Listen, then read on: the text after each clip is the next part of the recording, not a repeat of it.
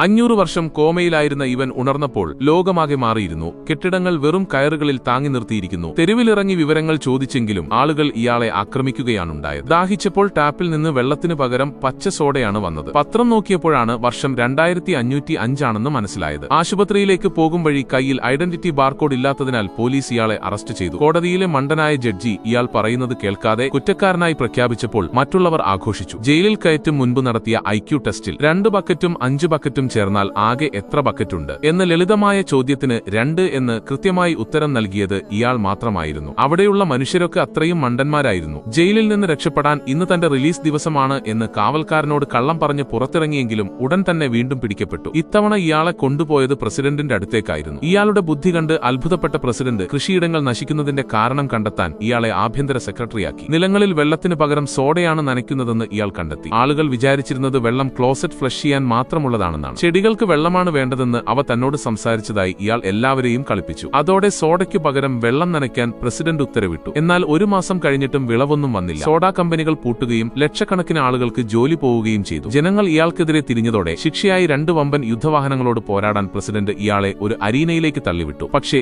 ആ സമയം കൃഷിയിടങ്ങളിൽ വിളവ് മുളച്ചു പൊന്തുന്ന ദൃശ്യങ്ങൾ സ്ക്രീനിൽ തെളിഞ്ഞു. അത് കണ്ട് സ്റ്റേഡിയം ഒന്നടങ്കം ഞെട്ടി. ഒടുവിൽ പ്രസിഡന്റ് ഇയാൾക്ക് മാപ്പ് നൽകുകയും ഇയാളെ പുതിയ പ്രസിഡന്റാക്കി മാറ്റുകയും ചെയ്തു.